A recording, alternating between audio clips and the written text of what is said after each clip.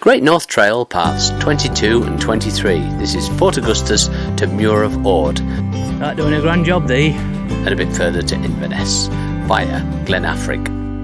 This section is north and west of the Great Glen. We left Fort Augustus and almost immediately started climbing. The track was through the forest for a start, but soon came out onto gravel roads for the forestry and hydroboard.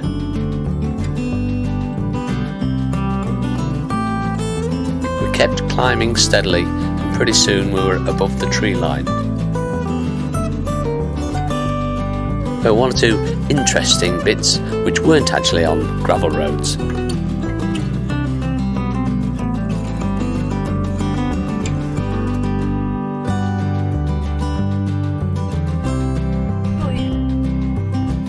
No free rides.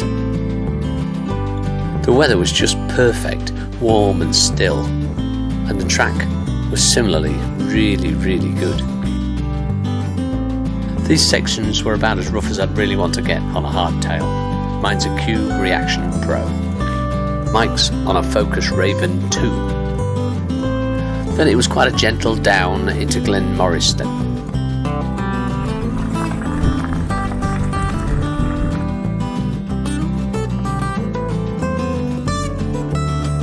Then it was across Torgyle Bridge, over the river Morriston.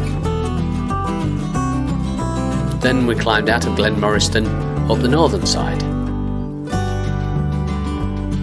And this side topped out even higher.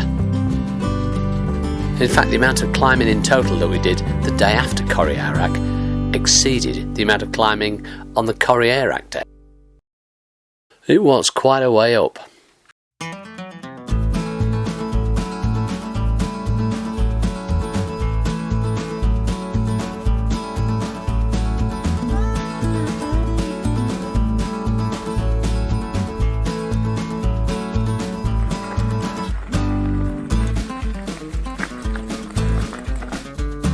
We went past Loch Orrin.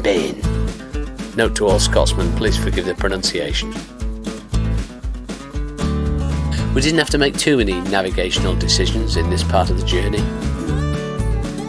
Then it was back into the woods again as we descended into the next glen.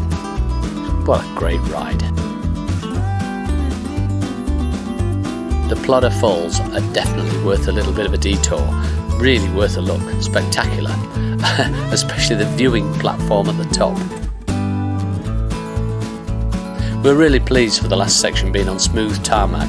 Our rear ends really benefited. And we were really quite peckish by the time we got to the cafe in Cannich. The river Abhain de Bag became the infinitely more pronounceable River Glass. We spent the night at the Westwood B&B guest house and it was absolutely superb. This is in Cannich, or Glen Affric.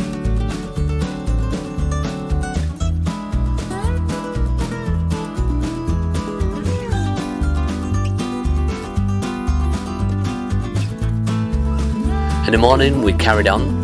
We went over the Moorland Bridge and into Stry. I think that's how you pronounce it.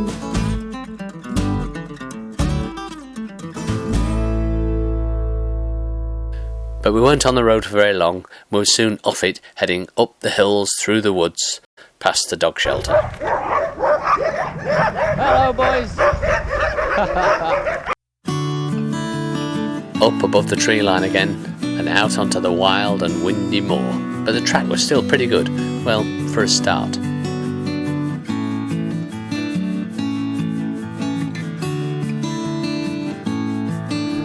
We want you to know that we're still enjoying it though, Richard.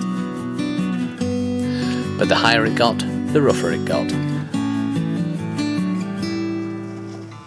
And even though it was quite late summer, there was still a lot of standing water.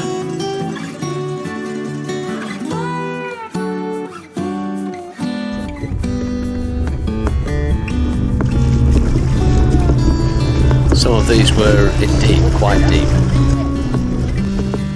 I thought electric biking was cheating. How deep is it there, Richard? Oh no, there's nothing to it. I believe you not, and her truth is not in you.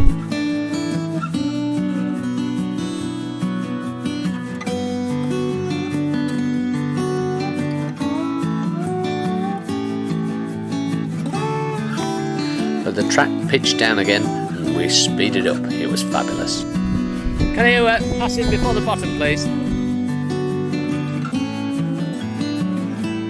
Until the next uphill section, that is.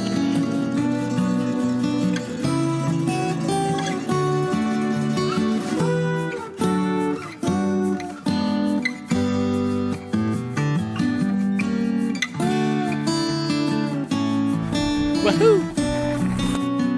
Loch Orrin looked like it hadn't had a good summer. It was a bit thirsty round the edges. We came down to the loch and crossed both of its dams. Wow. Then the road became tarmac again and it was all downhill and really, really good. I had to be very careful to avoid the hairy locals.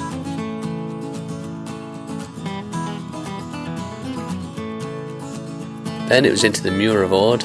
We found a cafe, had a sit down. Down as far as we could go to sea level just about, and the Firth of Beauly. Over the windy Kessock Bridge and down into Inverness. And then home by train. And once more, as ever, thanks for watching. You are very patient.